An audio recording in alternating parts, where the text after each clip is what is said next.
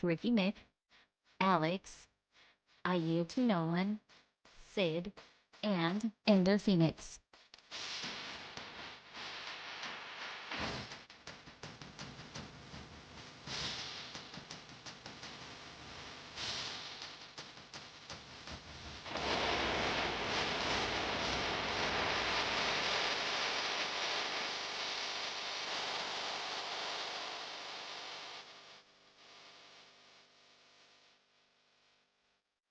Hello, everybody, and welcome to Show Viewers. This is episode 660. I'm your host, Ricky Mick, alongside with me, and only with me this week, the man, the myth, and the legend. It's Alex.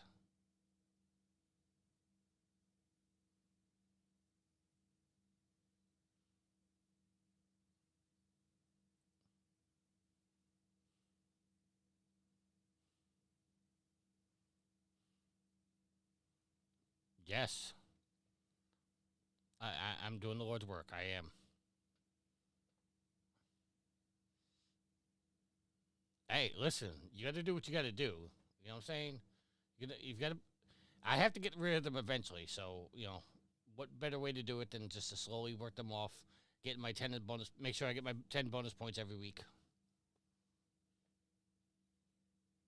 Alex is just stud. Alex is just stud. He didn't know how to respond to that.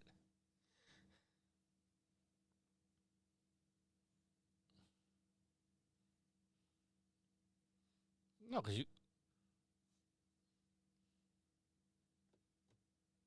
Hold on, they can't hear you.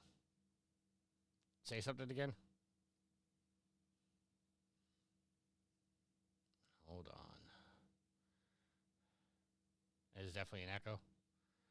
All right.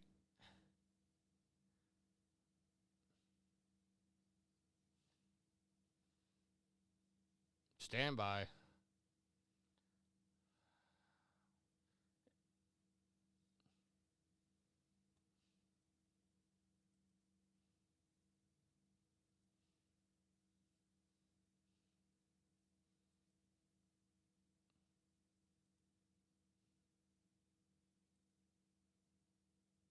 Sorry, Matt, who's going to be editing this pod this week.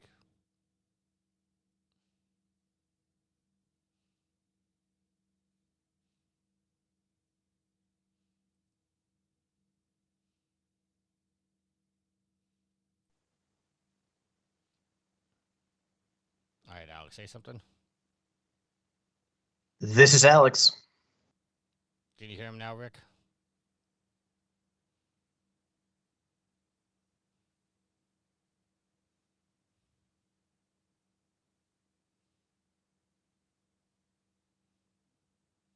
Waiting for Rick to respond.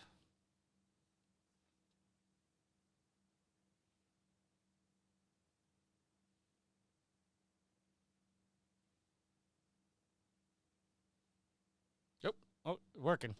10-4. We're back in the saddle again. All right, so you should never become a lounge singer or any kind of singer because, man, I'll be impressed if you even know who that is.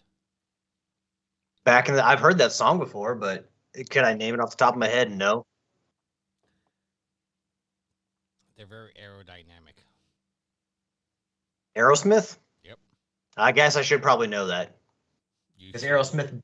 Aerosmith definitely was a thing when I was still a kid. They were still a thing when I was a kid. So Uh, not they're not a thing now. They're just old as hell.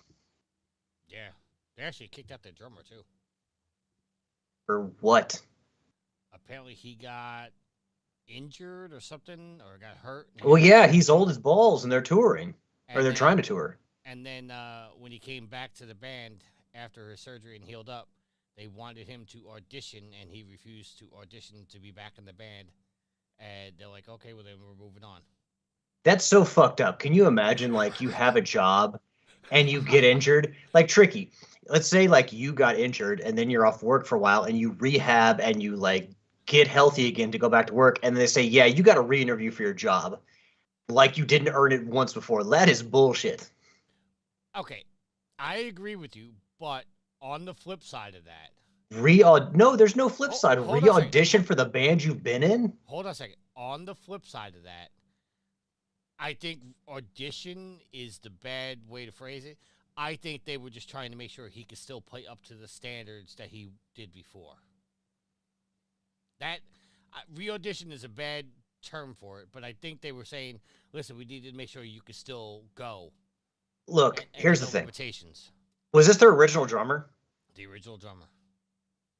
If your original drummer cannot play up to the standard, chances are your band is too old to tour. I'm just going to say that right now.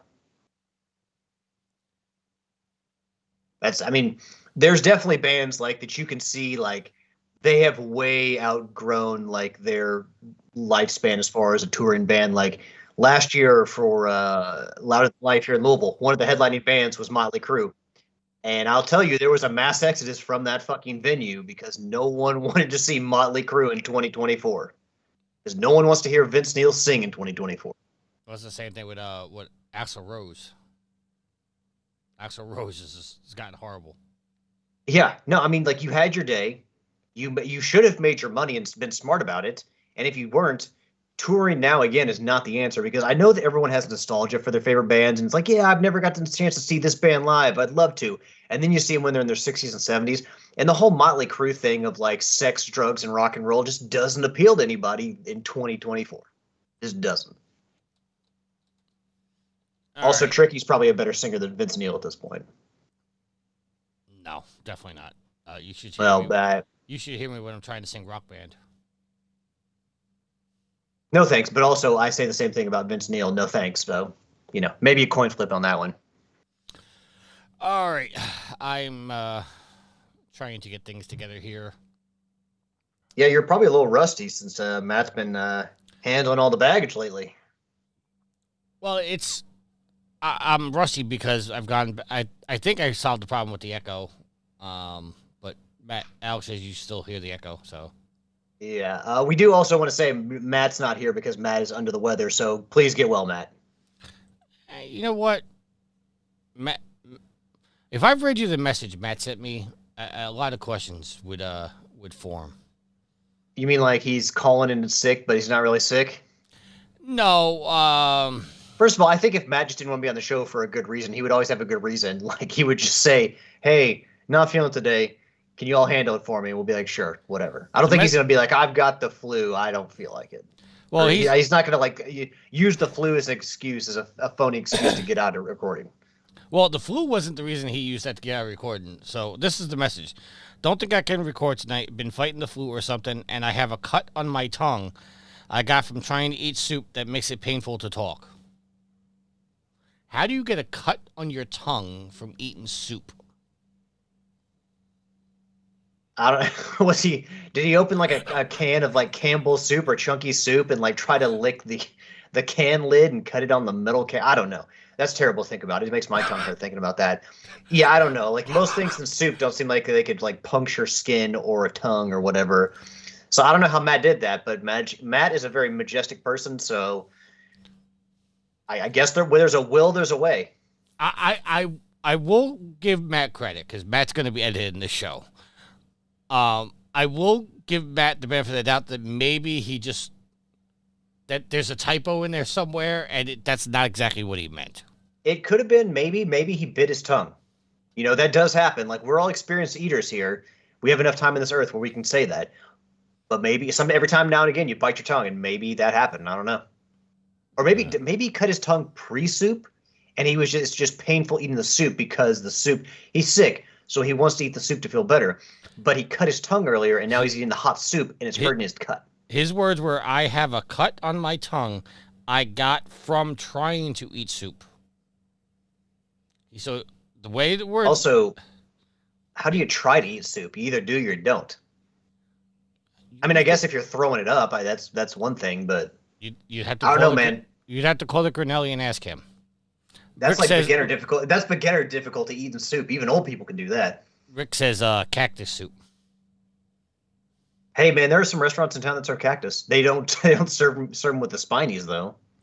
And while we're going on messages, real quick, I want to tell you about a message I got from Mr. Old Jeff Hanna the other day. Today or the other day? The other day. I didn't respond to him right away. Hold on. That's rude as hell. Well, I was dealing with some other things at the time. We were going back and forth about how NVIDIA won't give him a 5090 and he has to wait until April to get his. And I says, I love how everyone who has graphics cards talks like that. Like, they say like a serial number or like an item number for like a part of a computer, like one of their graphics cards. And I guess by now I know I can attach a number. Oh, it's a graphics card. I have no idea what these numbers fucking mean. I don't know if this thing came out in 2016, 2012, or it's coming out in 3 years and he just has a hand on it. What's a 5090? I said that sucks that they don't take care of their employees. He responds with, "Yeah, awful place to work. It would be bottom of the barrel, but for Sony." So he's saying Sony's the bottom of the barrel. So I said, "You spelled Microsoft wrong." And then his response to me was, "Enjoy Forza, Horizon, and Seattle of Thieves and Call of Duty End."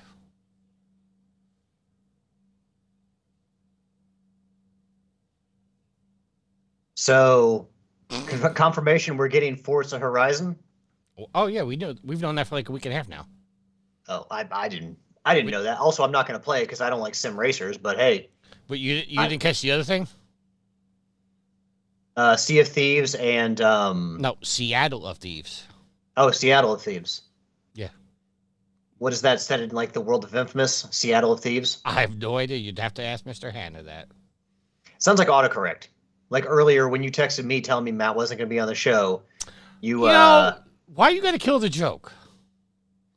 Because hold on, what did you text me earlier? You're like, "No matter tonight, flu," and this is out of fucking nowhere. You haven't been texted since Friday, and out of nowhere today at 4:20. Because you don't respond to text messages or phone calls somewhere.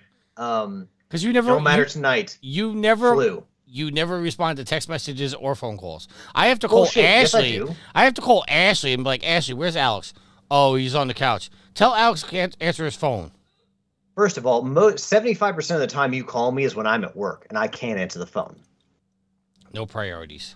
Like today when I wanted you to play Helldivers, you're like, "Oh yeah, I'm out and about."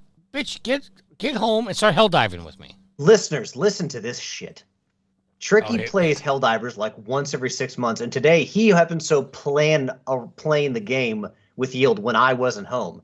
Tell me that's not a coincidence. I didn't plan to play it when with Yield today. I simply sent a message in our group chat saying, "Hey, who wants to go Helldiving with me?" Yield was the only one that showed up, and then when I found out from Alex, is, "Oh yeah, we went out and did some running around." Really, listeners. We went out to get some lunch. We went out to one of our local sports bars to get some food because, Super Bowl's today and we wanted to have, we were in the mood for chicken wings and whatnot, but we didn't want to try to fight the crowds later. So we went out around 3 o'clock or so, 2:30, because we had to drop one of the kids off at work. Went out around 2:30, got some late lunch, and then we went and did some errands. Went to Target, as you do on a Sunday. And I get a call, we're in the Target parking lot, or a text message, or Tricky's giving me shit about how I'm not there to play Helldivers. It's like, I'm not the only one living in this house. We do things as a family unit, and like they can't always be stopped and canceled. You know, like Chris Farley in Happy Gilmore, or not Happy Gilmore, but Billy Madison driving the school bus to the field trip saying, I'll end your precious field trip, blah, blah, blah, because the kids are being dickheads. I can't just like stop our errands to come home and help Tricky play Helldivers when Tricky can't find any other damn time to play Helldivers ever. Talks about how he hates the game, and then expects me to drop everything I'm doing to run home and aid him in his quest to run around with his head cut off like a chicken.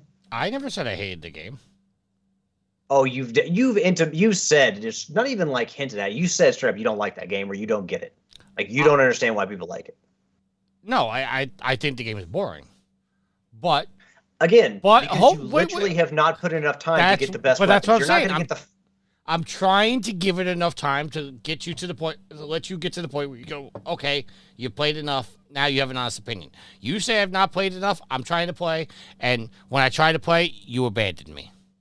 Abandon you? Yeah. You abandoned me. Tricky. Look, they came out with a new war bond.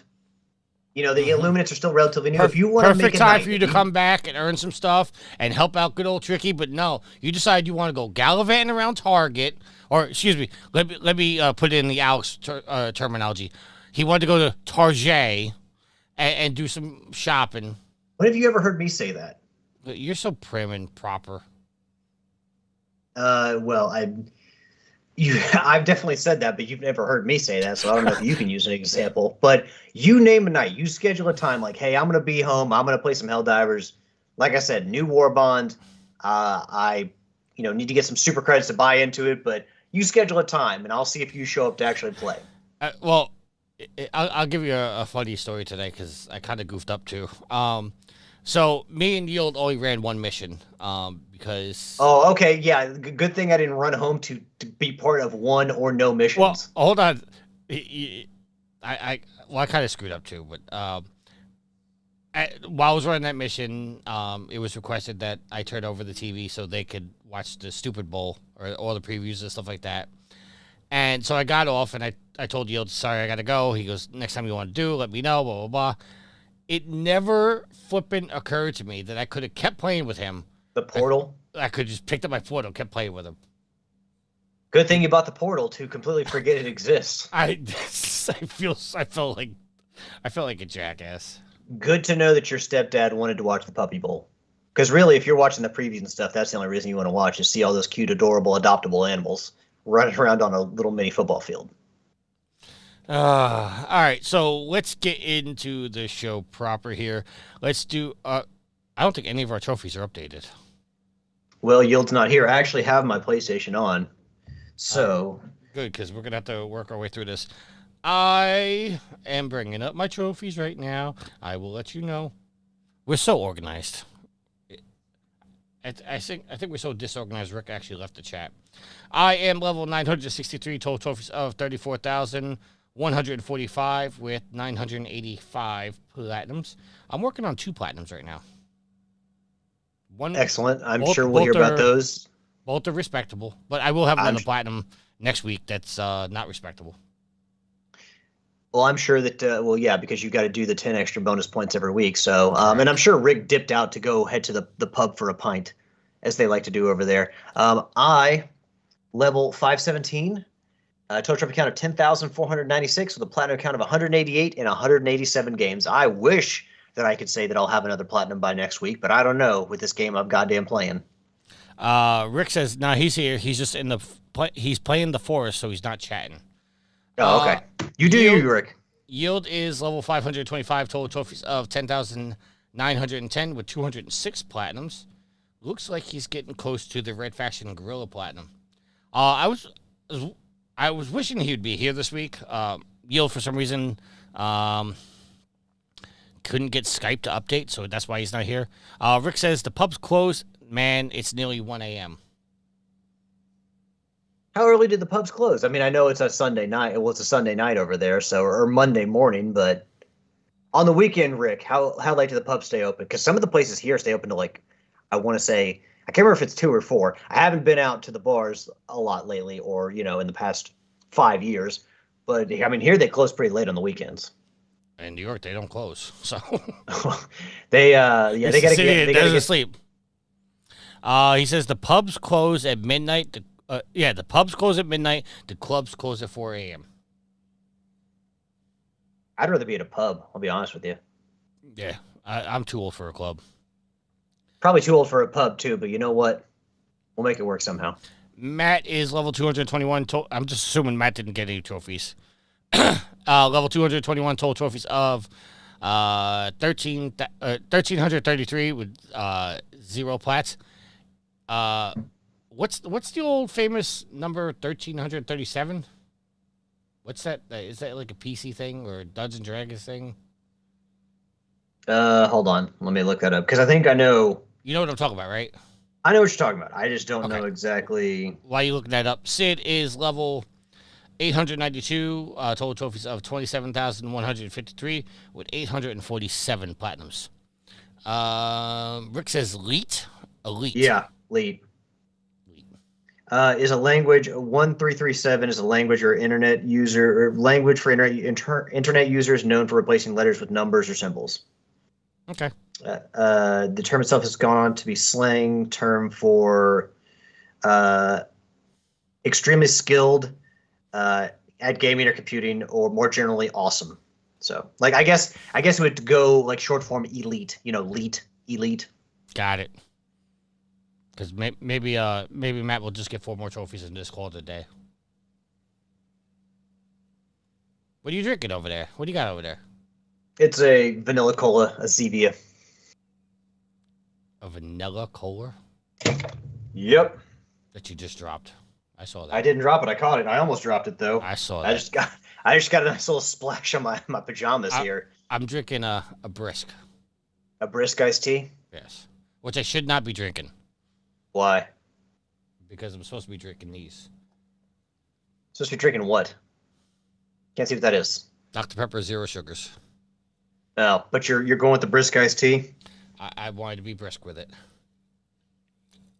Getting brisky. Tricky's getting brisky. That's a bad joke. Well, you know what? There's been a lot of bad jokes on the show, so why stop now? All right, so it is time for the rarity update. And Garrett sent over a bunch of wealth of information. Here we go. Yield has jumped from 7th place to 4th place in Division 1 with 146 points and now has a total of 406. Alex stayed in 13th place, one above the regulation zone. 30 points overall this week with 117 total.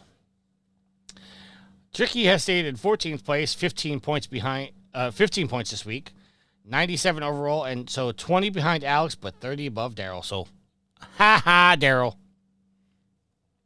Highest score overall this week was MZ with 226 points and takes him to the top with 529 points. The top score in Division 2 was Doc Chicken with 170, and he has 625 on top of Division 2. Doc Chicken came into this competition and just taking everybody down. Rick, you're gonna have a fight on your hands come July when Doc Chicken gets to Division 1. Shout outs to the plats earned this week. Rick got it in Fallout Shelter. That was a good game. A little long to get the platinum on that. Did you ever try to get that platinum, Alex? No, I've only ever played one Fallout game, and that was Fallout 3. Fallout Shelter is the mobile game they ported over. Yeah. Nope. Fallout 3 was enough for me. California Wayne got Dave the Diver. Diego got Redacted.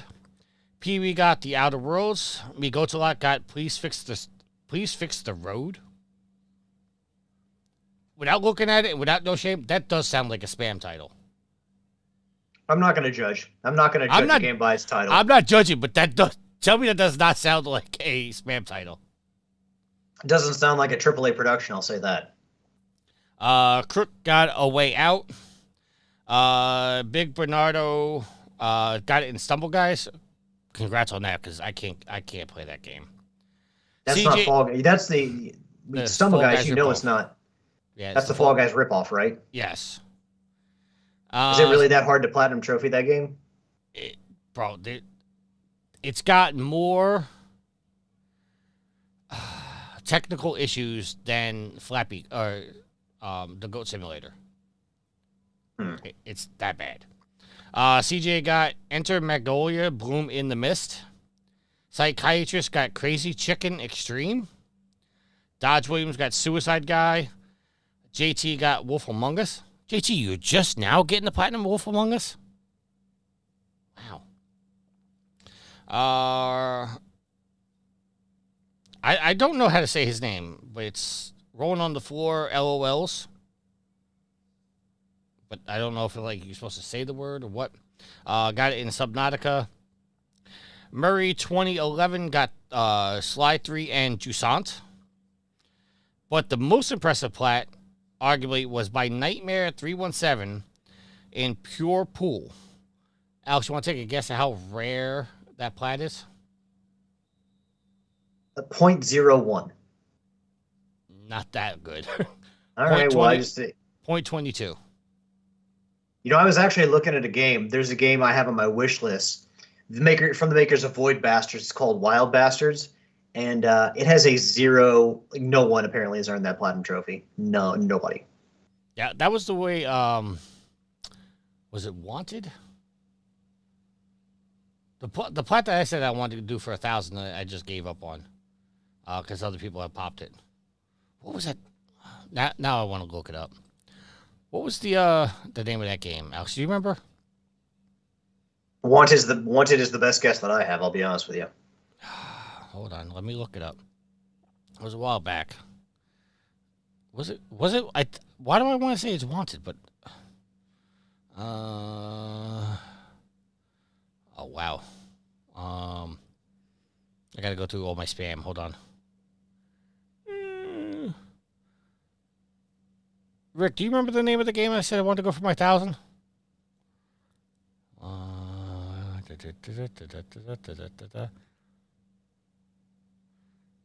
Because it was glitched, and that's why I want to do it.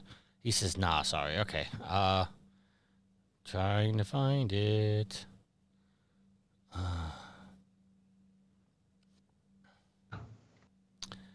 All right, this is good way to fill time. We only have half the people on the show tonight. You're just sitting there watching me instead of well, what am I supposed to do? Like, this isn't necessarily conversational shit you're throwing me here. Start singing Oklahoma or something. Wanted Dead. I don't know if you know this, but I do not know the words to Oklahoma.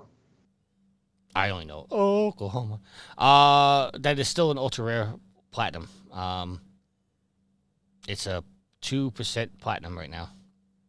So. I don't know who's like, hey, fill time, sing Oklahoma.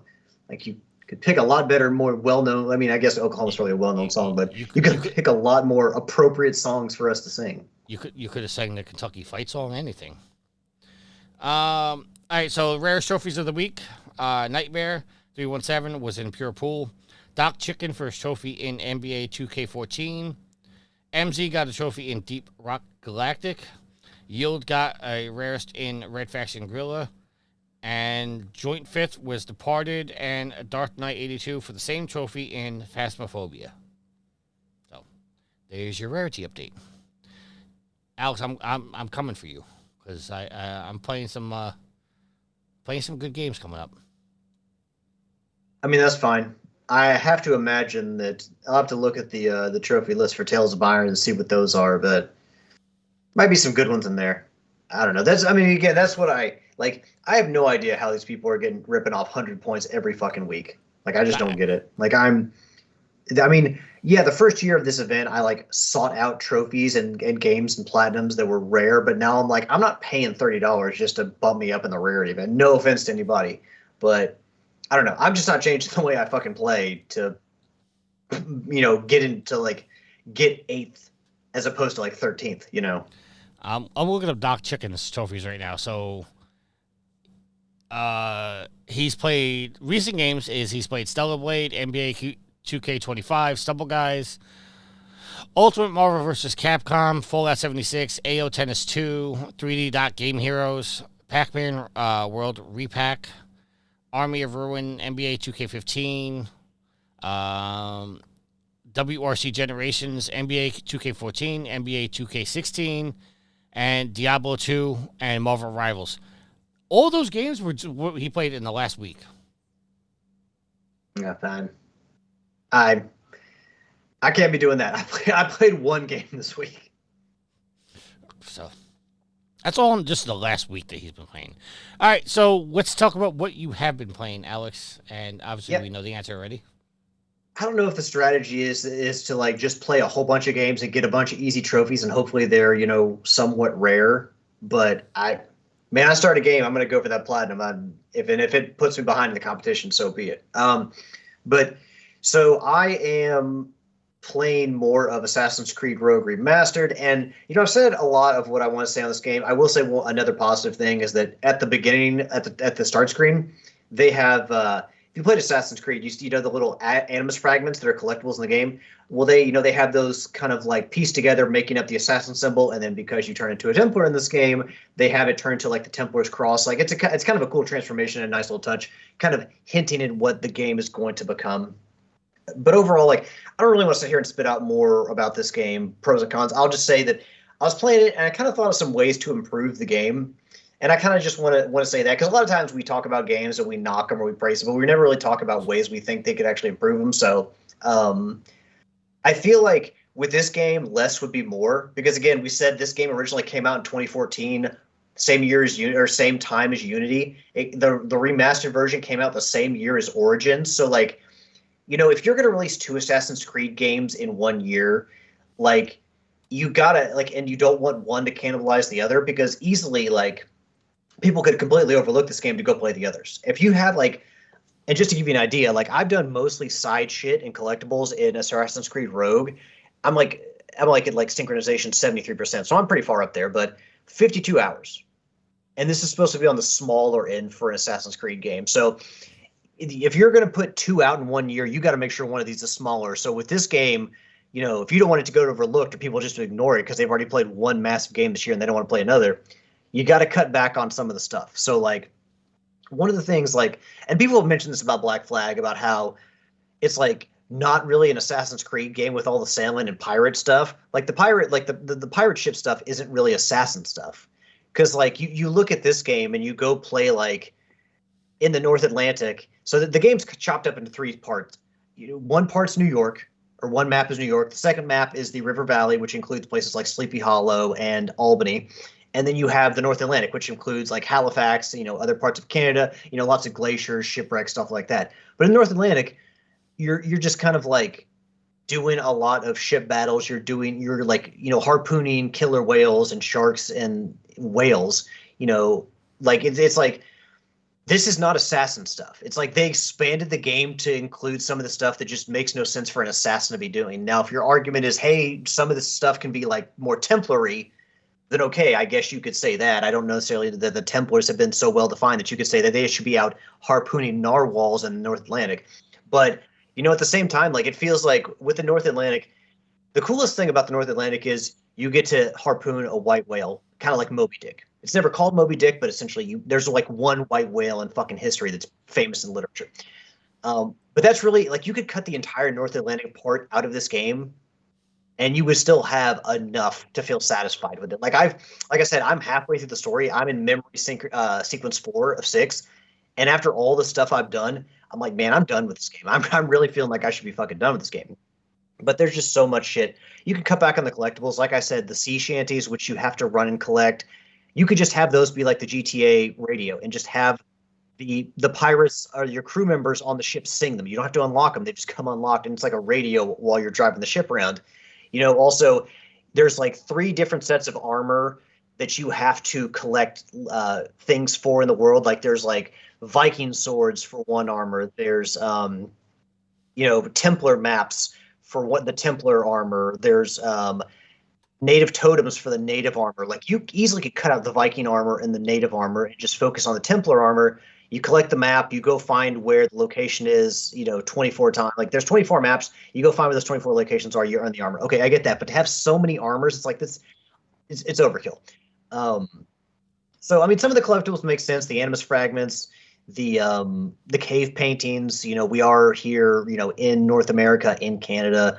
You will find some of that stuff in history. So some of that stuff makes sense. But a lot of collectibles you could easily cut out. The assassination interceptions, where if you never played the game, essentially there's an assassination target and you have to go find them. And since you're on the side of the Templar, you're stopping the assassins from killing this person. The thing is, in this mission, you're finding 6 to 7 to 8 assassins. How shitty are your assassins where you have to send 8 of them to kill one fucking person? So like those missions, like they're not great. What you just have to go, like, you got really shitty assassins you're tracking down. It'd be like if there was one really smart assassin you were tracking down, that would make sense. But because there's so many, it's like these are fucking pointless. The real crime of these games is, again, and Nitro even agreed with me in our text chat that they're overbloated, and he would know because he's played a ton of Assassin's Creed games. But the gameplay is fun. The stories are generally pretty good. And this one, very unique in that you turn into a Templar. You turn on the assassins because of, what you see the Order doing. You don't like it. You don't agree with it. So you become technically, I guess, the enemy, but you're standing around for what you believe in. So the gameplay and the story is there. It just, everything else, you could cut so much off it and make it a better game. So really, that's my thing, is like, there are parts of this game I enjoy, but at the end of the day, when I'm going to spend probably about 70 hours playing this game to get the Platinum Trophy, like, there's just way too much to it, especially in a year that came out with 2 Assassin's Creed. Is there any wonder why people are fucking over these games, honestly? I mean, it's not that they're terrible. It's not there's not fun parts to them, but you could easily make them better with addition by subtraction. They could be better if they were just more focused. So, yeah, those are just some of my ideas on the way that you could make Assassin's Creed Rogue better. But yeah, it's so getting closer. I'm at 73%. I did finish the legendary ship battles last night, which whoever conceived the Storm Fortress legendary ship battle, fuck that. For anyone who doesn't know, one of the hardest boss fights, I guess you would call it, in Assassin's Creed history. There are 4 legendary ship battles in this game, all in the North Atlantic, and they're pretty challenging. But the Storm Fortress is like a giant pirate ship. And it's got like it's really quick. It turns on a dime. Like, it's always in a position to fuck you up because it can shoot mortars. It's got like its broadside cannons will do massive amounts of damage. Like, you get caught in that flurry 3 times, you're fucking dead. And once you get the Storm Fortress down to like a quarter health, these 2 other fucking armored ships come after you, and it's like, Jesus Christ, what do you want me to do? I eventually beat it last night, but it was extremely frustrating. I kept dying, and then like the menu was like, hey, do you want to continue or do you want to upgrade your ship? And I'm like, you motherfuckers at Ubisoft, I fully upgraded my ship to 100%. Go check my trophies. I've got the trophy for upgrading the Morgan. And you're sitting here like, oh, you lost again? You may need to take a break to upgrade your ship. I can't do it. So yeah, fuck the Storm Fortress battle. It sucks. But yeah, I'm marching my way towards the Platinum Trophy game. And I would love to have the trophy by next week, but I can't guarantee that. But I'm moving towards it. But yeah, I mean, the pirate ship is stuff is a lot of fun. It just doesn't feel like it needs to be an Assassin's Creed game. It feels like it needs to be in a separate game, just one that's not as expensive to make and as delayed as Skull and Bones was. So, but Sorry, I mean, Trick, you've played Black Flag. Do you think the pirate ship stuff feels at home in Assassin's Creed, or is it just fun but doesn't need to be in there? Doesn't need to be in there. I do like the idea that they added it to it, but to me, that feels like the bloated part of the game. Having to sell to each individual island, it's way too much. Yeah, if you cut back on that, it would be a lot better. Just like, and there's too many collectibles. But like I told you, once you get to New York in this game, running around New York is a lot of fun. I enjoy running around New York. But just all the collectible hunting you have to do. Like I said, I'm 52 hours into this game, and I'm in sequence 4. I've still got 3 sequences to go. So it's just, there's just a lot to these games. And at some point, I'm 40 years old. I don't have as much time to play video games as I used to, and I don't want to spend like an entire month playing an Assassin's Creed game to get the platinum. I did that with Syndicate. I'm just kind of over it by this point. So they really need to cut back on like just the things the little tedious tasks they have to do. You have to do in these games. I think that would really help a lot. Sorry, I had to step away for a second because Sweet Mama D poked her face in for anybody that's watching the live stream to tell me she was going to be making some Texas toast. So I missed like half. You're going to allow that in your house? Texas toast in your house? Yeah, I'll allow Texas toast in my house. You're allowing her to make Dallas Cowboys bread in your house. It ain't Dallas Cowboys bread. Are you sure about that? It's called Texas toast. Lone Star toast. What is Texas toast? Sweet Mama D.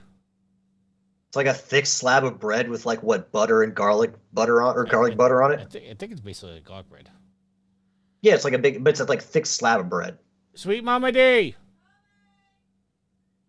You need to ask your child what the definition for Texas toast is. She doesn't know. Need it, so.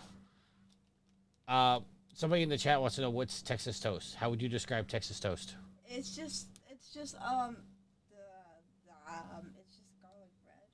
This is garlic bread? It's just garlic bread. They call it Texas toast. It is a big slab of bread with garlic butter on it. There you go. There's your answer, Rick. I assume that did come from Rick because obviously Rick is from across the pond, and I'm assuming they don't have Texas toast over there. Yeah, Rick asked what's Texas toast. That's the yes in the chat. Now I gotta fix the curtain again. It's more, in short, Rick, it's more American bullshit. I mean,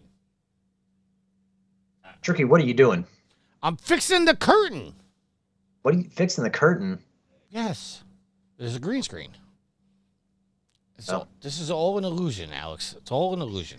You're very well aware that we pull back the curtain a lot of times on this. The Wizard has been seen. The Wizard of Oz has been seen many times on this show. All right, let's get in. Well, that's all you've been playing. This week I've been playing Division. Been playing some. Oh God, why do I do this every week? I forget. I played some Poker Club. Got a spam plat to get my bonus points. Did some hell diving today earlier, as we talked about, and I'm also playing the Stanley Parable. Ultra Deluxe Edition, the one we got free from PlayStation Plus. Yes. And I'm having a conundrum, and I know you're gonna mock me, but I really want to wait the 10 years to unlock the platinum in this. I mean, I really kind of want to wait. Yeah, I wonder how many people are doing that. Like, would you be the only person like on Earth to do that? Because probably. I'm curious. Yeah, it's. I mean, it's a. I just want to do it so I can say, you know, I may cheat a lot of trophies, but this one I got legit. Yeah, I mean, people might be shocked to death, Tricky, if you did that. People are like, "What? You of all people, Tricky, did it the legit way?" Here's also the point that we need to figure out. Are people even going to be listening to the show in 10 years? Are we going to be alive in 10 years? I mean, I'm going to be well into my 50s at that point. So I can't. Why? What is the point of this trophy? Why is it time locked? Why would you do that? Just to see how many people take the shortcut? Like, so you get that data like, oh, look at all these fuckers. Of course they're cheating and getting the platinum this way, but... It's called Super Go Outside. It says, don't play the Stanley Parable for 10 years. I just don't understand why anyone would think that trophy's a good... It's a stupid trophy. Time unlocking shit is so stupid. I'm sorry. Tied to calendar, man, I guess it makes a little more sense. But with this, like, oh, don't play for 10 years. You fucking kidding me? Like... There's another trophy in here called Commitment. It's played the Stanley Parable for the entire duration of a Tuesday. So you just leave the game on? Yeah, you basically got to turn your PlayStation on at midnight Monday going into Tuesday. You have to turn your system on and just let it sit there for a full 24 hours. See, that's the thing is like if somebody changes their clock for both these trophies, I don't mind because anybody could easily do these. You can't change your clock on this one. You cannot change your clock on this one. I don't see that's where its trophies kind of go like they jump the shark. It's like it doesn't take skill. It's not even like you're tediously collecting all of these different collectibles. You're literally just leaving your console on for 24 hours. I'm sorry, like that's a stupid trophy. Making people wait 10 years to get a trophy just because they don't play the game, which takes no fucking skill. Stupid. Well, okay, well, let's go through these trophies real quick, because there's get your first trophy, which is awarded for getting any of the other trophies as your first. So you get that trophy after you unlock another trophy automatically. You get two trophies for the price of one. Right. You get a trophy for beating the game. You get a trophy for quitting the game and then starting it back up. You get a trophy for trying to jump, even though the game doesn't allow you to jump. You get a trophy for hitting 888 on a code. You get a trophy for clicking on door 435 times, but that's not what you do. You actually like to run around and do like different tasks. Knock on this door, click on the copier, go to this door, jump on the table. It's like a bunch of stuff. There's a trophy for change all the setting sliders in the menu to all available numbers. So you have to take a slider and go from 0 to 100 on every slider, and every number has to register. This is a game that would benefit greatly from not having trophies. I'm sorry. And there's a speedrun trophy for beating the game in under 4 minutes and 22 seconds. I will not be playing this game. I don't care. I'll live vicariously through everybody else. I'll watch somebody else play it. I'm not playing this fucking game because that's all stupid. I mean, if you're doing this for the trophies, yes, it's stupid. But the game is actually very entertaining. I mean, I understand that, but as a gamer, I don't always have like the greatest sense of logic. Like while I was fighting the Storm Fortress last night and like about to pull my hair out, I basically made a pact with myself that I'll never play another Ubisoft game never again because of this ship battle. I'm like, fuck Ubisoft and fuck whoever made this game. Rick says, so I'm not saying I have the best logic. Rick says the longest gap for the Stanley Parable, the longest plat achiever was at 2 years and 9 months. So somebody waited 2 years and 9 months to pop that trophy. And then said, fuck it, I'm just going to change the clock. And to be honest, we don't know if that was the last trophy they earned either. They could have done that from the start, and for some reason they didn't finish it for 2 years and 9 months for whatever reason. There's no telling if that's the trophy they popped to get the platinum. All right. So basically, everyone's like, "Fuck you, we're not doing this legit. We don't care." Yeah, I'd be interested to see if there's because it's been 10 years since the game came out on Steam, so I would be interested to see if anybody legit got it on Steam.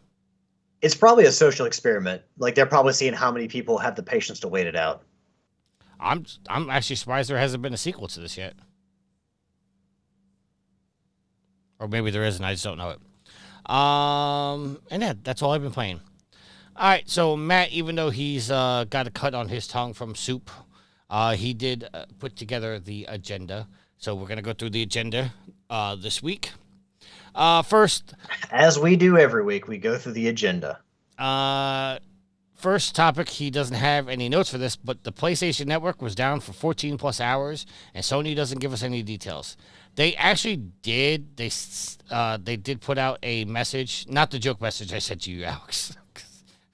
Oh, not that. I thought some former members of Firewalk had gone rogue. Yeah, I sent a message to him saying that they got hacked, and instead of stealing everybody's information, they just gave everybody Concord. I'm trying to look up their official statement. Basically, they said that it breaks down to like the head infrastructure update, and that everybody's going to get, every PlayStation Plus member is going to get an additional 5 days onto their service added on. I mean, considering it was less than a day, that's nice. They don't have to give us. Honestly, if they're like, "Hey, we're sorry, this kind of stuff happens," and they didn't give us anything, I'd be like, "Fine, whatever." It's 14 hours. I was actually at work for most of that time, so I couldn't have played shit. But I'm not gonna, if you're gonna give me 5 extra days on my PlayStation Plus membership, that's fine. I'll take that. Yes, 5 extra days you get to be premium before you go back down. Yeah, or I'm not PlayStation Plus subscribed at all. Are you really going to give it up so you can play Rocket League or Helldivers anymore? Man, I don't know. It's tough enough to find people to find Rocket League anymore because the guys, we really haven't for the last couple of weeks haven't met for Rocket League. It seems like people are sick of it. People, like Nitro hasn't played with us in a while, even though I think said he was open to playing this past week. Yield has been doing other stuff. So really, as a group, we haven't gotten together, and like just playing with other people it's not fun anymore. It's fucking terrible. The matchmaking on the game is awful at this point, and yeah, it's almost a pain. I just don't like playing the game. I don't have as much fun playing the game as I used to. From the Ask PlayStation Twitter account, says network services have been fully recovered from an operational issue. We apologize for the inconvenience and thank the community for their patience. All PlayStation Plus members will automatically receive an additional 5 days of service. So if there was any information lost, like if someone had gone in and stolen They have to tell information, us. they would have to tell us. They have to tell us, yes. So I guess somebody just pressed the wrong button and shut down the network for half a day, or like not like a little more than half a day. Oh, I mean, it went down for maintenance. I'm just assuming it was a bad update and then they had to walk it back. Yeah, I did see that. I mean, I did get the message, hey, we're performing maintenance on the PlayStation Network when I tried to sync my trophies a couple times. Right. So I just think it was a bad update and that they had to walk it back. I think that's what it was. But also, you can't fault people for thinking that it was, another hack attack, because that's definitely happened quite a few times at Sony. Yeah. Definitely seems like Sony can't keep out the people who want to get in. It happens to every major company. Well, okay, but in this instance, we're talking about Sony. Yeah, but I'm just saying, I don't want to say like, oh, Sony's got bad security. Like this happens to everybody. Don't go fucking chilling for Sony. Like no one would be surprised if they got hacked again. That's all I'm saying. You want a surprise from Sony though? Our next news story coming from. Hold on, are you going to tell me long-awaited Sly 5 announcement? No. I have a feeling Sony's not going to give me what I want. This is definitely not something you want. Coming from Push Square and written by Sammy Barker, Herman Hulst is no longer PlayStation co-CEO, but he is still in charge of the first party. For a while, Sony Interactive had a 2 CEO setup. In a recent announcement, Herman Hulst will no longer be a CEO, at least of Sony Interactive.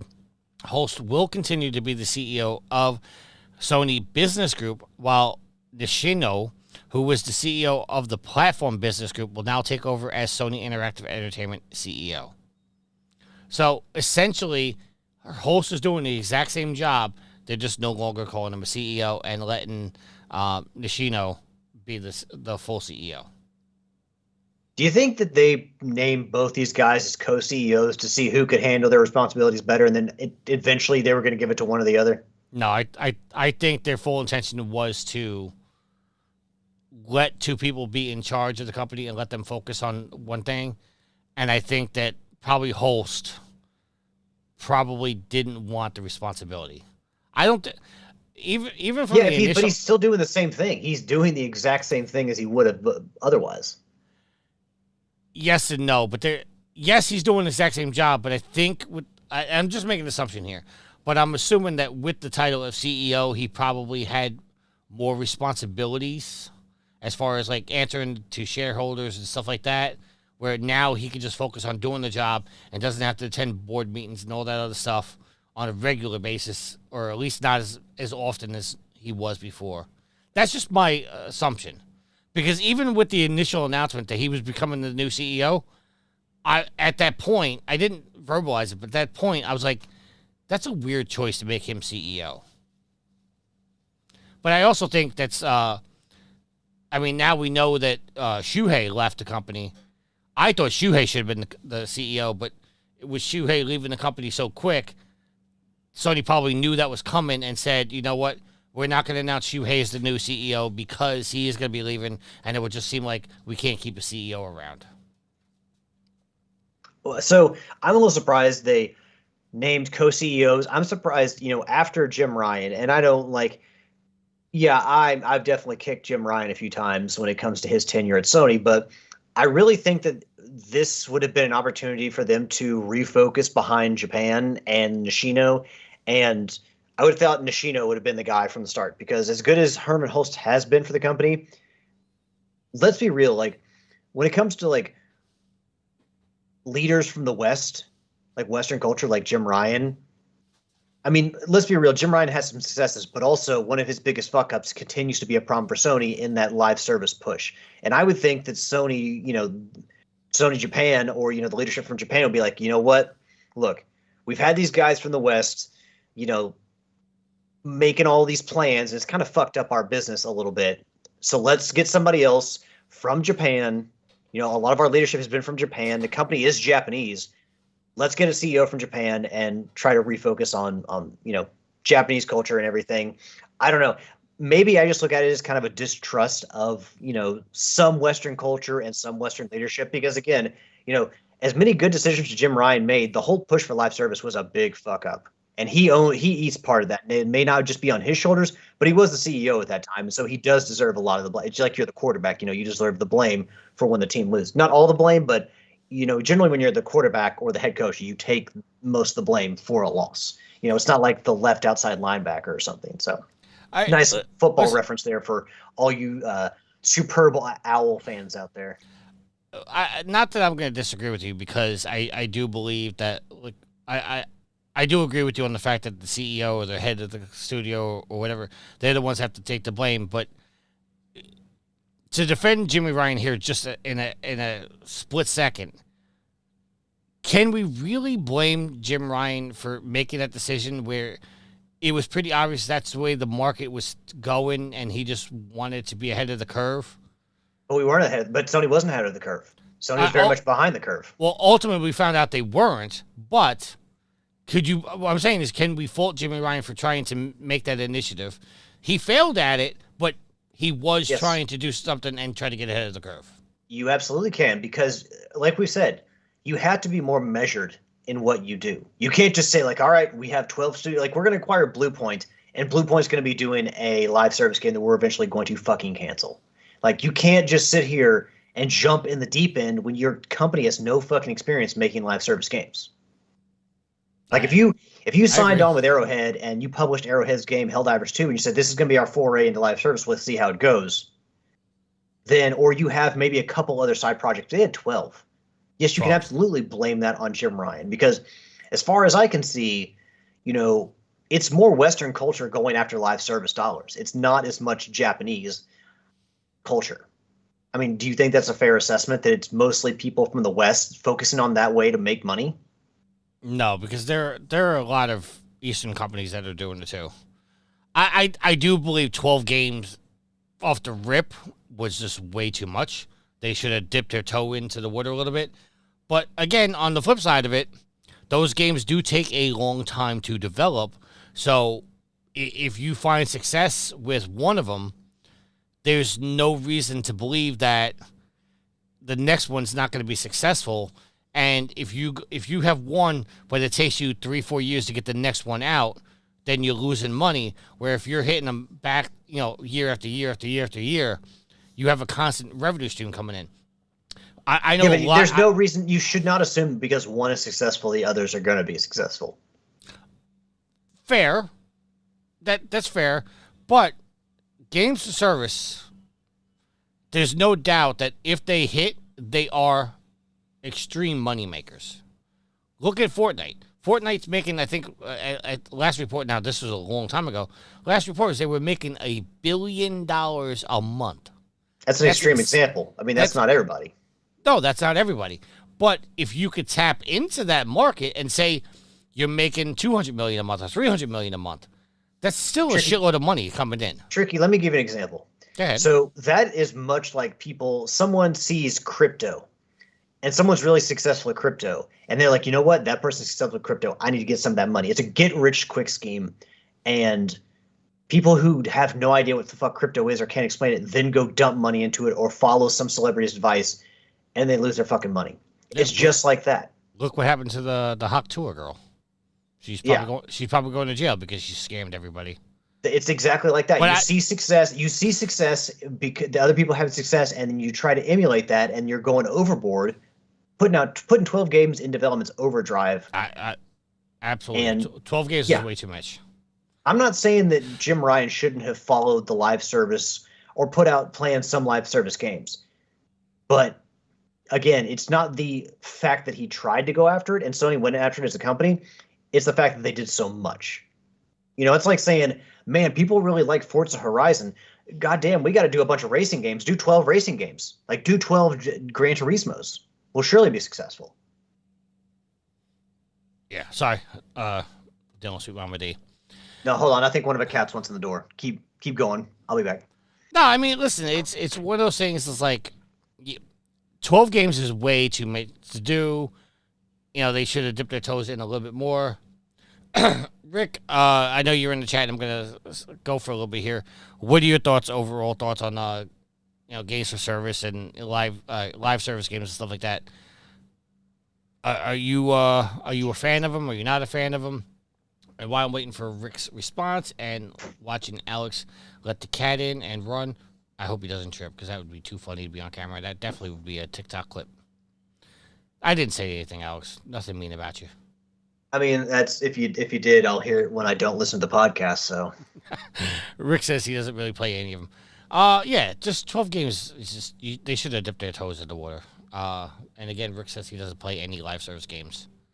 you know what, Rick, you may actually play, and you may not actually realize it. No, I'm sure Rick would, but I mean, sooner or later, it's not like everybody can't get into live service. You just got to find that right game for you. So, but yeah, I mean, again, as a company, you have to have a metered approach. You can't just go balls to the wall and expect it to be raining money. So, all right. So we did have another topic in here, but I'm gonna save this for next week. When Matt is back. It's an article from Video Games Chronicles. It's talking about the price of the Switch 2. I think that's a better conversation suited when Matt's here because he's more interested in the Switch 2 than I think the three of us. I don't know. I mean, I'm going to buy a Switch 2, but I'm not going to buy one right away. Yeah. I mean, again, I probably, even if I wanted one right away, I probably couldn't find one. But yeah, I mean, Mario Kart will be available a year and a half down the road. It's not like, I have to get it right away. And another topic coming from, hold on.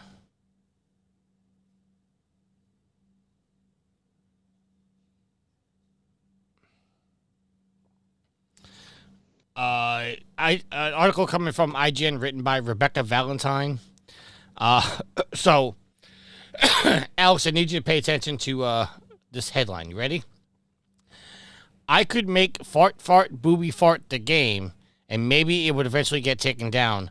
Devs reveal why consoles are drowning in e-slop. E-slop being all of the rat games that me and Daryl like to play. Some console users are... You probably should not have a headline that's that long. I mean, as someone who went to journalism school, that's a pretty shitty headline, I'll be honest with you. Some console users have reported they've noticed a trend of quote-unquote slop games filling the Nintendo and PlayStation online stores. Were they not around for all the shovelware on the Wii? Like, this is nothing new. Well, they did say Nintendo. The games may be used in things like degenerative AI and misleading store pages to trick users into purchasing cheap, low-quality games. While quote-unquote bad games aren't new to these platforms, these quote-unquote games seem to have a trend of being similar to each other one while filling up the store pages and crowding other games out of the front pages. One developer said the cert process, which is not equivalent to quality assurance, is easy enough to pass, and if they wanted to, they could make a game called Fart Fart Booby Fart.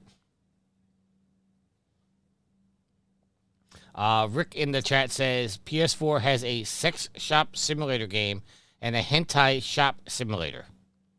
Yeah, that's also, Asher's going through like the sales on PlayStation Network, and that game actually is I think it's part of the most recent sale on PlayStation Network.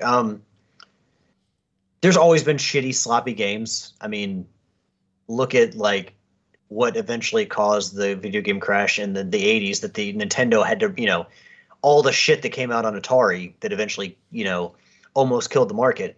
But I mean, these games, since the Wii, there's been really shitty games that have come out. Everyone wanted to take advantage of the popularity of the Wii, so they had to have a game out for it. Now it's everyone wants to take advantage of trophies and achievements, so they put out some shitty $1 game that, multitude of people are going to buy so they can get an easy platinum trophy. This article feels like, again, like Concord, like it's fucking late to the show. These are discussions we've had before, where Sony was going to push these shovelware games to the bottom of the list so they weren't overcrowding, quality games or, games that weren't just like, hey, press X to get a platinum trophy. But I mean, like this, no duh. Like, why would you write this article now thinking it wasn't relevant 2, 3, 4 years ago? Well, 2-3 years ago is when I stocked up on like 300 rat plats. This has been an issue for a while, and the fact that this article is now coming out, you probably should have read this article and be like, well, delete. Because why? To be fair, what they're saying, what this developer is saying, and I didn't open the article, is saying that it's too easy to get these games through certification process, and I think that's what. But again, that's was his point. nothing. That's nothing new. We don't need to know that from this developer, because the proliferation of these games on the PlayStation Network is evidence of that already. So this guy is telling us water is wet, the sky is blue, like the grass is green. This guy's not telling us shit we don't already know. Okay, I think you're saying it's happening and that we should have known this from years ago. I agree with you. I think this guy's pointing out that it's just way too easy to get these games through. Not that they can get through, that it's just way too easy to get them through. Yeah, but again, Tricky, because of how many games, how many games did you save to do all your rat plats when you that year that you were going on your diet and you weren't doing rat spam? How many games did you save up on folders? Between the 3 consoles, I would say probably close to 500. Is that itself not a sign that it's way too easy to get these games through certification? You don't need to tell me that it's easy to get these through certification when I can see how many of those games are on the market. All right. Can I defend? Well, here's the thing. Like, all I want, this developer, people who make games, they have insight that we don't have. So give me actual insight and not bullshit that I could get based on the eye test. I can see this. Why are you telling me this? Give me if this is the kind of reporting IGN's doing, Jesus Christ, why are these people getting paid for anything? Give me actual. Jeff Hanna comes on here. Jeff Hanna gives us good knowledge and insight, as best he can, because there's some stuff he can't talk about. Right. This dude saying it's way too easy to get through certification for these rat spam games. No shit, guy, or whoever. We all know this. So shouldn't we ask for more insight? Why? It's just basically reporting bullshit. Well, I don't know. Maybe I have a higher standard when it comes to reporting shit, but this seems like nothing. All right. To be fair, this isn't a shot at Matt. I'm looking at the article now. It is a pretty long article, so maybe there is more details in there Matt just didn't catch because he's not feeling well. So I will look over this article and see if I get some more answers for you, Alex, as far as that goes. But do you think that if you have time to talk to a developer, and that's the best insight you can get out of them, or that's the main takeaway? Because Matt always does a really good job with making the Cliff's notes, and he goes through stuff really well. Matt's thorough with stuff. But when you have the chance to talk to a developer and you can and you're gonna write up something and put it out and get paid for it, it should be a little more than rat spam is too easy to get through. I would never print that. Because I would know, I just would know anyone who has any kind of knowledge of the industry knows that's a problem already. I don't know. And maybe we just need to go back and read this article in full. Maybe there are more insights in there, but I generally trust Matt, to pull out the most important stuff. So. I do. And again, I'm not taking a shot at Matt. I mean, I'm just assuming that, maybe Matt didn't go through it all because he wasn't feeling well. Maybe he missed something.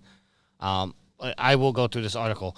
But I will bring up an argument I made, a long time ago on the show. So you gave me crap earlier because I got the platinum in the jumping bagel. I gave you props.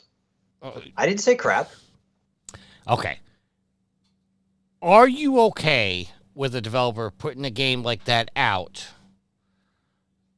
that's appeasing to the Trophy Horse fandom or that part of the community, if they're using that as a way to further develop a bigger project, and they're just using this as a stopgap, and instead of going to Kickstarter or Indiegogo or something like that and crowdfunding the game, are you okay with them putting out games like this that appeal to a certain part of the community if the ultimate goal is to make a larger, more in-depth game?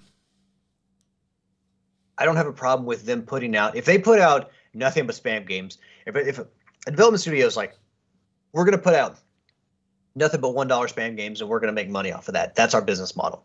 I have no problem with that, because if people continue to buy them, you have found a need for those games, or you have found a market for those games. And if you can make money off of that. I don't have a problem with the studio doing that. It's the consumers that are speaking. And people are basically signing it. We've seen it's a proven formula. Whether Sony wants to admit there's a bunch of crap on their system or not, people will buy these games, and they keep coming out. So these studios can be successful. Low-risk games that if enough people buy them, you can maybe do decently well for yourself. I don't know. I don't have the data behind it, but these games keep coming out, so they have to be successful in some regard. And if they are successful, I don't have a problem with people taking advantage of that and making just nothing but these games because people will buy them. I mean, that's the thing. That's the problem with the trophy system, is that you have a bunch of trophies. All the platinums are worth the same amount, whether you platinum trophy Elden Ring or you platinum trophy the Jumping Bagel. In the eyes of PlayStation and the internet, they are worth the same. Now, granted, people will look at those and dig into them and be like, well, no, Elden Ring's a lot more valuable, but to the system, it's all worth the same. It's the exact same. Same icon, same virtual icon, whatever. So I don't have a problem with the company, taking advantage of that to make money, because obviously the system works, and that's why these games keep coming out, because they continue to work. And Sony can sit here and say that they don't appreciate it, they don't want these games on their system, or they're going to try to suppress them on the stores so that other games rise up and are easier to find. But Sony's still making money off of these, yes, right? I mean, they could stop them altogether if they wanted to, and they're not. Nitro's in the chat says ban the spam. I'm going to ban you, Nitro. Nitro, Rick, Tricky could not exist without the spam. Rick, are you still here? If you're here, to say something in chat real quick. Rick is here. Rick says agreed. So, Rick, this is Texas Toast.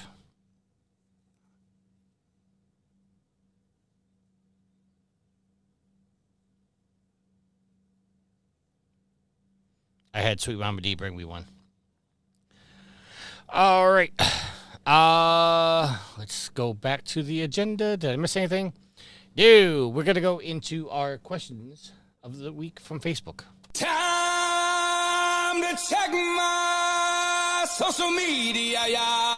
So a lot of these were basically repeat comments. Rob Stevens wanted to know, were we affected by the PlayStation outage? And then Mr. Workman says, why do you think Sony has been so silent with the PlayStation outage? I'm trying to see if that's all. Yeah, basically about the PlayStation outage. So, Alex, you said you were at work. It didn't really affect you too much. So, I mean, I was a little annoyed because right before I left for work on Friday night, I earned some trophies in Assassin's Creed Rogue, some of the collectible trophies, and I tried to sync them or, upload my save data. Couldn't do it. Network's down. And me, like, if you've had a console die on you before, you're sweating it. You're like, I've got this cloud saving, and damn, I'm going to use it to best of my ability. So I always kind of fear that I'm going to try to turn on my PlayStation the next day, and nope, the save file and those trophies are stuck on that system, and you can't get them off. But luckily, I mean, the system came back the next day. I was able to sync everything and upload everything. So, but mildly annoying. Like, in the end, it's not a huge issue, unless it's like your credit card information or your personal information got stolen. If it's just you can't play games online for a while, it's irritating, it's annoying. But in the end, like it's not really that much of an effect. Now, granted, if you have nothing to play and you're trying to go to the store and just download something, I'm assuming you can't access that either. So it's like it becomes really irritating because then you have this thing you paid all this money for that you can't even play games on. But I mean, it's 14 hours. We can all find something to do outside of playing video games. And I don't want to like completely discount people's feelings, because sometimes people, this is maybe their night to play and they're locked out of it now, and that's super fucking annoying. And now they can't do their escapism because they have to work so many days of the week. Maybe they work 2 jobs, and Friday night is the night that they can play, and well, now they can't fucking play. I get it. It's annoying and irritating, but it's in the end, 14 hours isn't going to kill anybody. So I'm hopefully everybody still has enough time to play. They can carve out a chunk of time to play. But me being at work, I was just more mildly annoyed by it. Sorry, I'm chewing right now. Yeah, I know. I can hear you crunch on that Texas toast. I'm trying to do it away from the mic. Well, mute your mic. That's a real easy way to take care of that, and then you can crunch as close as the mic as you want to. You ought to know better not to eat Texas toast on this show, Tricky. Well, to be fair, if I would have cooked it, it would have been a lot softer. But I'm not gonna tell Sweet Mama D that. Wow, Tricky. She overcooked it just a little. If you had taught her the ways, yeah. Maybe that's a failing on your part, not on hers. So, kind of touching on what you said, Jeremy says, times like this make me grateful I'm not hitched to one singular game system. I refuse to go outside and, quote, touch grass, end quote, when it's like 15 degrees outside. Yeah. It's not always possible to enjoy the outside. I mean, we did have some nice days here earlier in the week, but again, we're in the middle of winter. It's January, so it's not always pleasant. I mean, I take the dog out, and then I'm like, it's like we're not doing any extra stiffing, Athena. You do your business, then we go back inside. You don't let her go outside and just chill? I mean, if it's in the 50s or, I mean, in general, like if it's warm enough, I'm taking her for a full walk. But if we're just out there in like winter at nighttime and she's sniffing around, like she'll always go to the mailbox to sniff for some reason because I guess other dogs have peed on our mailbox. I'm like, no, we're not doing this. If you're not pottying, we're going back inside. There's no needs for all this. What is blinking over your right shoulder right now? What do you mean? It literally just stopped. The entire time you were talking, something was blinking over your left shoulder or your right shoulder. Is that? Yeah. Yep. Is that your phone? Oh, actually, no. What that is, I think it's the computer because the tower is down here, and I think what you're seeing is over there. Yeah. Yeah. Looks like lightning. Especially with I assume it's the tower, but I don't know. Especially the white line going right through. It looks like lightning.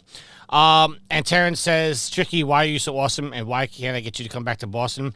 I'm awesome just because I'm Tricky, and I'm not coming back to Boston unless it's PAX East because Boston sucks. Wow, somebody just called you awesome, and then you're going to insult Boston. I'm assuming that person, Terrence, is from Boston? Yes, and he's a Bruins fan, and he knows my hatred for Boston. Why are you going to insult Terrence's town when he just gave you a compliment? Because Terrence is my boy, but he knows there's a love-hate relationship. Well, you can hate the Bruins, but still appreciate Boston as a rad town. Boston is a shit town. You can compartmentalize. They got the Bruins who suck, they got the Red Sox that suck, and they got the Patriots that suck. No. And the Celtics, I'll give the Celtics props. So you can't separate the city from you couldn't go enjoy your time in Boston. Like, you can't separate it from the sports teams? No. Bro, I'm a Kentucky fan. I don't like Duke, but I don't dislike North Carolina as a state. But Duke's not really in North Carolina. Yeah, it is. No, it's in North Carolina. It's not really North Carolina. That would be North Carolina State or North Carolina. What are you talking about? The Tar Heels. They're more North Carolina Tar Heels, Duke Blue Devils. They're both in North Carolina. Both colleges are in Carolina. Yes. It's like Kentucky and Louisville. Kentucky and Louisville are both in the state of Kentucky. You're completely missing what I'm saying. I'm saying North Carolina, the Tar Heels are more North Carolina than Duke is. Are you sure about that? Well, I mean, that's what the whole fight is about, isn't it? That's why. Yeah, but you're not gonna So, I don't know, because you've got stuff like in-state rivalries like Auburn and Alabama, Kentucky and Louisville. Just to say like North Carolina is more representative of the state than like Duke. I don't necessarily know that I agree with that. I'm a Duke fan. Well, I'm not really a Duke fan because I don't really watch college sports. Why would you be a Duke fan? Because one of my friends is a Tar Heels fan, and I just want to piss her off. Oh, okay. So you a Louisville Cardinals fan then too? No, but the same reason why I'm a Wolverines fan, just based off Homer and Yield. Well, they just won the national championship, so maybe not a good time to pick the Michigan Wolverines as a team to root for. Yeah, but I mean, can you really call them national champions if they haven't beaten Michigan in over 1,500 days? Yeah, because they won and Michigan didn't. Yeah, but they didn't play Michigan. You can't say you're a champion. And I think, and judging by the chat between Yield and Homer and stuff like that, I'm willing to bet that they would agree with this. That because even Homer made reference to like, can I really celebrate the championship when we haven't beaten Michigan? Yes, you can.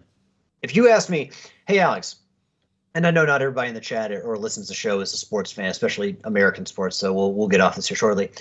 If someone said, hey Alex, you could beat your biggest rival, and that would be the Louisville Cardinals, or you could win a national championship, NCAA national championship, which one would you rather have? The NCAA national championship. Easy. But would you consider it? Would you really consider it a full championship if they didn't beat Louisville?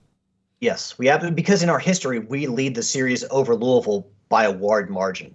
Like Kentucky's beaten Louisville so many more times than Louisville's beating Kentucky. But here's another scenario. If they said, "Hey Alex, you 100% would win the NCAA national title, but you would have to lose Louisville," or 80% chance you win the national title, but you also beat Louisville, which would you take? 100% give me the national title, and I'll lose to Louisville. I don't give a shit. I want the national title. That's like saying, do I want the Rangers to win the cup, but lose to the Islanders? No. I'm not saying I want that, but if those are the odds, I'll take it. I'm saying a national championship is more important to me than beating the Louisville Cardinals. So if I'm in the position of Ohio State and I lost to Michigan in the season, but I won the national title, I'm happy as fuck. I don't care. Okay. Because if a Michigan fan goes up to an Ohio State fan and is like, "Oh, we beat you," and you'd be like, "We're national champions, shut the fuck up." What do you come back with if you're a Michigan fan? I don't, because I don't care enough. Yeah. I don't know why we went off on this tangent, because I don't give a shit about Ohio State or Michigan, but. All right, moving on. Rick did have a question that we're not going to answer. He goes, but have you seen Kanye's Twitter meltdown? No, because I don't pay attention to Kanye. So, okay. I'm not on Twitter, so I don't see shit on Twitter. All right. Let's go into our topic of the week. Harrison Ford recently gave an interview praising Troy Baker's performance as Indy in The Great Circle. Nothing specifically noting that it was done without the use of AI. Meanwhile, actors like James Earl Jones gave the lesson for Disney to use AI to continue the legacy of Darth Vader's voice. Are there situations where you think it's okay to use AI and others that have talented voice actors need to give it a try? I can start with this. Yeah, Rick, we're not getting into that on the show. I haven't seen any of that, but we're definitely not going to get into that on the show. But Alex, do you think it's okay for actors to be using AI to continue the legacies? In the case of like James Earl Jones saying Disney is okay to use it for the Darth Vader's legacy. I mean, if he gives his blessing, yeah, I'm fine with it. Like, it's so.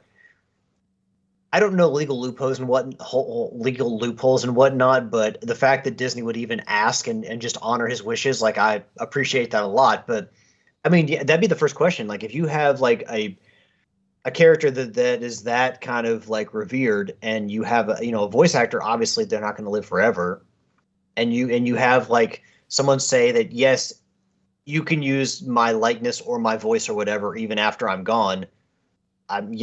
That's my first question. Like, hey, we have this plan. We're going to continue making movies. This continue to be a character. Do you mind, for continuity's sake, if we use AI to kind of reproduce your voice? I mean, honestly, what does James Earl Jones mean, or Matt? Why does that matter to him? He's, after you're gone, you're gone. I mean, I don't want to assume that that's the way everybody feels, but some people may feel differently. But if you're using his voice as an AI, I have to assume that there's some kind of royalty stake for his estate and his family. So it would wait for his family to keep making money after his death. Yeah, I mean, I assume though that some of that, yeah, because if you're obviously James Earl Jones obviously was the voice. He was not the person behind the mask. So, if all of a sudden there's a new voice actor, then yeah, that could affect what the estate gets. The estate would essentially get nothing unless, his voice was used in, like, they re-released movies and, you had Darth Vader voiced by James Earl Jones. Like, yeah, they could still make royalties off of that stuff. But if I'm Disney, that's the first question I'm asking. I'm instead of trying to find somebody else, I'm like, hey, James, we respect your work. We want to respect you even after your passing. Would it be okay with you? And like, I think those are fine conversations to have, especially when the actor's like, yes, please go ahead. So I don't have any issues with it. I mean, again, that's a use of AI that can be productive. If you can recreate the image of and you do it respectfully, if you can recreate the voice or the face of an actor to carry on the legacy of a character and continue the continuity, because let's be real, nothing fucks with continuity quite like, getting a different voice actor or a different actor to, recasting people. So if you can keep the same voice going forward, I mean, we talked about it. What are they going to do with Sylens and Horizon? So that was the question I asked on the show. Is like, would you guys be okay if they used AI to recreate his voice for the third game? As long as it was from his blessing or his family's blessing, you would have a problem with Disney. I mean, granted, Disney got permission from James Earl Jones's, but you would have a problem if Disney just automatically just said, okay, we're going to use the Vader voice, his voice for the rest of the time. You would have a problem with that? Even if James Earl Jones isn't here, you can ask the family.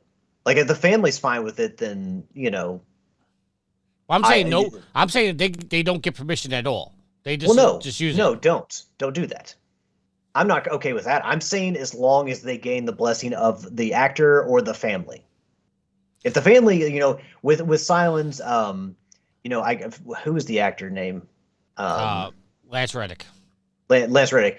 If Lance didn't have a chance before he passed to get the blessing, but yet his family could, I'm fine with that still. But if they just go, off and use the person's likeness or whatever, or the voice, even if they're legally entitled to it or they have some legal boundaries that allow them to work with it, you would still want to see the respect shown to the actor. Be like, you know what? Hey, we're going to ask. And if it's not okay with you all, then we're going to just move on and we'll find another way. Because in the end, you can't always. I mean, unfortunately, Chadwick Boseman's death changed the trajectory of the Black Panther series. You got to kind of. Everyone's not here forever. No, in fact, no one's here forever. I should amend that statement. So you can't always rely. You're going to have to change things up. I mean, I wonder if Disney ever has asked Harrison Ford. I mean, this came up with James Earl Jones. Maybe Disney asked Harrison Ford, hey, could we continue to use your voice? Could we use AI to replicate you in any way? That may be a conversation that's had. And again, I think I saw a story where Harrison Ford was against it. Well, then don't do it. It's plain as day. But see, I mean, it's okay to ask the question. It's fair to ask the question. We have the technology. I don't think it's disrespectful to ask the question. See, and this is my answer is going to be kind of confusing because I don't necessarily have a side I fall on. Because it sounds like you have ideas, but you don't know how to put them together. No, I don't know if that's accurate either. It's like I'm a firm. I love music. Like I love listening to classic songs, and to me, there's some classic songs that you just don't ever try to reproduce. Like what? What's a classic song you don't try to reproduce? Another Brick in the Wall. All right, Pink Floyd. I don't think you should redo Sweet Child of Mine. So what you're saying, no one should ever try to cover these either. Correct. That's what I'm saying. Now, I will preface that saying that I do think there have been good covers. Tool redoing No Quarter from Zeppelin. I thought they did a fantastic job. There are some covers of songs that are actually good. But I don't know how you can get away with not mentioning Disturbed's cover of Simon & Garfunkel's Sounds of Silence. I was going to get into that, but yes. One of the greatest covers I've ever heard in my life. But on the flip side of it, my thought is, should it ever have been covered? Yes, Disturbed did a great job, fantastic job with the cover, but should it ever been done? So that's where, what I'm about to say is going to get confusing in the fact that I don't think anybody else should ever do Vader's voice. But if you're going to go down that path, then the trade-off is, do we never see Vader in another property again? Do we never see him in another cartoon, another movie, whatever the case? You look at when Paul Walker died. They were in the middle of filming the Fast and Furious 7 or 8. I can't remember. And his brother stood in, and they used AI to generate Paul Walker's face on their bodies to finish out the film. Obviously, that was with the blessing of the family and whatnot. But I think there's a duty to the media, so to speak. So, like I posed the question with Lance Reddick, should they use AI to replicate Lance Reddick's voice in the third game? I think there's some kind of responsibility to do that, and to keep the storyline the same. Because I think it's a little jarring when you go to play something, you go to watch something, and it's obvious there's a different actor. It's obvious it's a different voice. I think it's a little jarring when you're trying to experience something. Look at look at Sly Cooper. Like Carmelita Fox had a different voice actor for each game. I mean, in the end, you get over it. It's fine.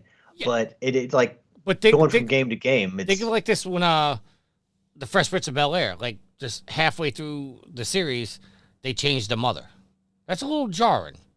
Yeah, everybody was okay with it. It worked out in the end, but that is a little jarring. And I mean, there's a lot of shows like you watch like the pilot episode, and this person's playing the character, and then the series gets picked up, and they decide to replace that actor, and it's a totally different actor for the rest of the series. It's like, that's a little weird. So, I when it comes to using AI, I think you have to use it responsibly. You have to use it respectfully. But I do think there is some sense of duty to keep the continuity alive, if that makes sense. Well, I mean, the duty, you got to check a couple of boxes, because the duty of the continuity becomes after duty to the actor, the person who played the role. So that's, to me, number one. As long as you can do it right by them, it's, everything else flows from there. Yeah, and just to finish up my point here, because Alex just kind of said something that I just want to clarify. I'm saying if Guerilla Games decides to use Lance Reddick's voice for the third game, with or without permission, I do believe no matter what, Guerilla Games should pay the Lance Reddick estate the money for the role. I don't think they should just use it and be free with it. I think that you do need to compensate the estate and the family. But it comes down to whether or not it's right to use the voice for the third game, or use AI, or find a different voice actor that kind of sounds the same. That's where I think you start getting into muddying up the waters. Rick says in the chat, if the artist has signed off on it, then it's fair. If not, then it's a no-go. And I think that's kind of where you stand, right, Alex? Pretty much. I mean, there are good and bad uses of AI, and I think this is an example of a good use of AI, to where you can continue on a character's legacy beyond, the person who voiced them or played them. People die tragically, and unfortunately, with technology, we can make sure that character doesn't have to disappear, because we all remember like characters that were written off of TV, after the actor who played them passed away. But we now have the technology to prevent that, just as long as you were respectful to the people who helped create that legacy. All right, I'm going to have to do a little bit more research, because Rick says in the chat, Crispin Glover fought for this. I do believe something along the lines, and that name does sound familiar, but I have to do the research, because I'm not exactly up to date on it. So I'll look on that, and we'll talk about that next week. I think he's referencing something that has to do with Back to the Future, but I can't remember. I can't go in depth on it. Was Crispin Glover in Back to the Future? Yeah, he was. Wasn't he Marty's father? Oh, Rick does say. Oh, wait. Rick says it was a joke. But he says BTTF. Yeah, he's George McFly. Okay. Yeah, he's Marty McFly's dad. Crispin Glover. I haven't seen Back to the Future in a while, but Crispin Glover, I think I only remember him from Charlie's Angels. He was the creepy silent dude. Out of all the work he's done, that's That's the only thing I remember him from. a bottom of the pile thing to pull from. I'll tell you that much. Listen, I'm in love with Drew Barrymore, so anybody getting close to my woman. So you're not all. What you're saying is you hate Back to the Future. Is what you're telling us. I'm not saying I hate Back to the Future. I'm saying I haven't watched him in probably 35 years. But he was one of the principal actors. I Haven't seen it in 35 years. I've seen Charlie's Angels a lot sooner than I've seen Back to the Future. You probably don't want to admit how many times you've seen Charlie's Angels because we don't need to go into that on the show. There's been quite a few. Yeah. Anyway, the things you'll do for love, Tricky Mick. Hey, Drew Barrymore, Rhea Ripley, and Aloy. Those are my loves. Yeah, one of those does not belong in that category. Yeah. And she was the first person killed in Scream, I'll say that. Drew Barrymore is hot. Whatever you say, Tricky Mick. Rick says that says everything about Tricky's taste. Wow. I can't believe you guys are not loving Drew Barrymore. Showing us so much hate. Anyway, let's close out the show. I appreciate Drew Barrymore, to her credit, didn't fall into the traps that a lot of child stars did. Well, no, she's been very successful post being she's a successful child actor. She's a successful adult actor. She had a lot of trouble with drugs and alcohol. What? She had a lot of trouble with drugs and alcohol. Well, she made it through. You know, she didn't. And there's a lot worse. People ended up a lot worse than she did. So she has turned her life. I mean, even if somebody struggles with that stuff, she had the strength to turn it around. So give her credit for that. All right. So Rick says he's not getting on me about Drew Barrymore. He's getting on me about not seeing Back to the Future for 30 years. Okay. Yeah, what? Were you sat down in front of the TV at age 6 or 7 and told to watch Back to the Future and then forgot about it? To be honest, it was probably something somebody was watching on TV one day. I sat down and just I don't think I ever sat down to watch the full movie. I think it was just on, and I was sitting down playing with Legos or something like that, and that's why I remember some of the scenes. Tricky, I could excuse you saying that you have never seen Back to the Future Part 3, the fucking Western one, but not Back to the Future 1 or 2. All right, so which was worse, Back to the Future 3 or Teenage Mutant Ninja Turtles 3? Which one was the worst movie? I'm a bigger Turtles fan than I am Back to the Future fan, so I probably have to go Turtles 3, where they're fucking samurais, but neither one of those did any favors. You know, there was something about those threes, going to three ninjas, kick back, three ninjas knuckle up. The third one, that was terrible. Just the third movie in a lot of these old favorite series just wasn't any good. Yeah, Jedi broke that mold, though. Oh, yeah, Return of the Jedi. Fantastic movie. And hey, if you go to the prequel series, Revenge of the Sith, excellent. Yes. Rick does agree with you. Turtles 3 was the worst movie all day. Yeah. Yep. All right, let's close out the show. And Alex, we're only at an hour and a half, so we're giving Matt This is a massively easy edit, so hopefully, even if Matt's under the weather. Except for the massive sounds of silence while we were trying to fix sound and Google stuff and look up things. Speaking of that, sounds of silence, part of Louder Than Life last year, I mentioned in a previous episode about Power Man 5000, and I talked about, Motley Crue. Also part of that show last year was Disturbed. They did play Sounds of Silence, and I got to see David Draymond sing it live and Dan Donegan, their guitarist, on fucking piano. It was great. Listen, I know a lot of people give Disturbed a lot of shit.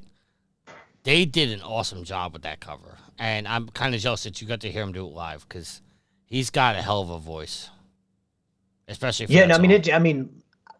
I've always liked their music. There are some songs I like better than others, but I think that Sounds of Silence just kind of shows you how good of a singer he is. Because a lot of the stuff he does is very loud, very screaming. Very grunty. I mean, there are definitely times Down with a Sickness, even though I like that song, where I'm kind of made uncomfortable with some of the shit he's saying and how he's saying it. But that song, the man's you see how well he can sing.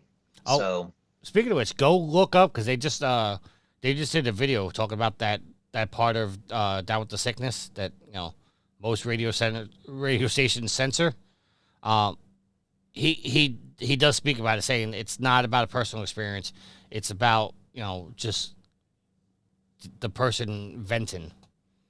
And I really like this answer, and I appreciate it. That, like, after all these years, they came out and said, "No, this wasn't like my mother, wasn't personal." But yeah, go check out that thing. Before we close out the show, I just want to talk about something this personal, and that KC is getting their asses handed to them right now. It's 24-0. So we'll see how many calls KC gets in the third and fourth quarter. Did you hear? Ashley was telling me this earlier that they greased. They're in New Orleans because they're playing in the Superdome for Correct. the Super Bowl. They greased the light poles on like Bourbon Street so people couldn't climb them. They do that in every Super Bowl. They do that at every Super Bowl. Man, do you know how many ways idiots can find dumb ways to celebrate? Like that's like, I guess you got to try to prevent what you can, but people are going to be flipping cars and especially Philadelphia fans. They're going to be just surprised they don't pick up cars and throw them off of bridges or something. If Philly comes back and loses this game, I pity anybody in Philly tonight. Philadelphia might not exist tomorrow. All right, let's close out the show. Alex, your shout out, sir. Give a shout out to the listeners, the fuel to the fire, the trophy horse. Thank you all for continuing to support us here into 2025. We appreciate you all very much because, I mean, realistically, without you all, there's no show. So all of our awesome community, all of our awesome members of the community, you keep us going. Tricky, shout out to you. Also shout out to Yield and Matt who couldn't be here. Again, Matt, hopefully you're feeling better, sir. Yeah, it's nobody ever wants. There's never a good time to be sick. So hopefully Matt can kick it and start feeling better soon. Last but not least, give a shout out to my awesome and loving girlfriend Ashley. I love you, hon. And that is going to be it, Tricky. Who are you shouting out to this week? I'm giving a shout out to Sweet Mama D, who shared her Texas toast with me, so I could show Rick. And then you immediately blamed her for it being like you basically were like, this isn't high quality. I didn't know. You said it's not up to snuff. You said it's not up to snuff. It's a little tougher than I would have cooked it. Yes.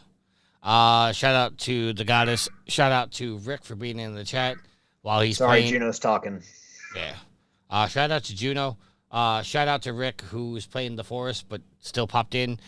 Second week in a row that Rick has sent me a message saying, "Hey, you guys going live?" And we were going live right then and there. Alex is running away. Looks like he's got a stick up his butt, but now he's coming back with a cat in his arms. Shout out to everybody in the community. Shout out to Gareth for running the rarity contest. I could say that Alex is petting his pussy, but that would not be too wrong. Don't talk to Juno. Don't talk to Juno like that. Girl, come here. I just said you're petting your pussy. That's all I said. This is a family show, Tricky. I didn't say anything wrong. Anyway, we'll see you guys next week. Happy trophy hunting. Later.